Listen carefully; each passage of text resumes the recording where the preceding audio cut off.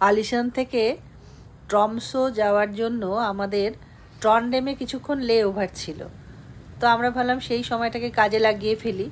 সুতরাং আমরা এয়ারপোর্ট থেকে একদম সোজা বেরিয়ে গেলাম ট্রন্ডহেম দেখব বলে।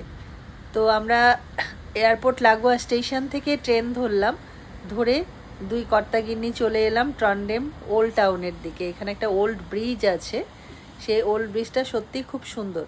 আমরা ওখান থেকে একটা ক্যাব নিয়েছিলাম স্টেশন থেকে, বাসও চলে ট্রামও চলে, কিন্তু তখন বৃষ্টি হচ্ছিল বলে আমরা একটা ক্যাবে করে এই ওল্ড ব্রিজের কাছে এসে নামলাম। এখানে মোটামুটি দুটো জিনিস আমরা দেখলাম, একটা ওল্ড ব্রিজ আর নিডোরাস চার্চ, দুটোই দেখার মতো। তো ওল্ড ব্রিজের কাছে এসে আমরা অনেকটা সময় কাটালাম, তখন যদিও একটু ঝিরঝির করে বৃষ্টি হচ্ছিল, এবং ব্রিজে এসে দেখলাম যে জলটা এতটাই স্বচ্ছ।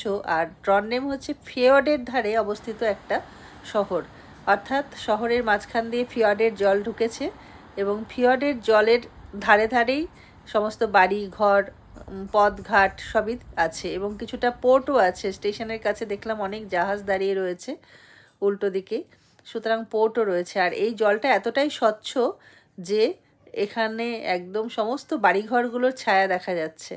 তো আমরাও কিছুক্ষণ এখানে, যদিও ঝিরঝির করে বৃষ্টি পড়ছিল, তাও একটু ছবি টবি তুলে কিছুক্ষণ এখানে অপেক্ষা করে, এবং ব্রিজে কোনো যেহেতু গাড়ি উঠতে দেওয়া হয় না, সাইকেল আর লোক হাঁটে বলে ভালোই লাগলো।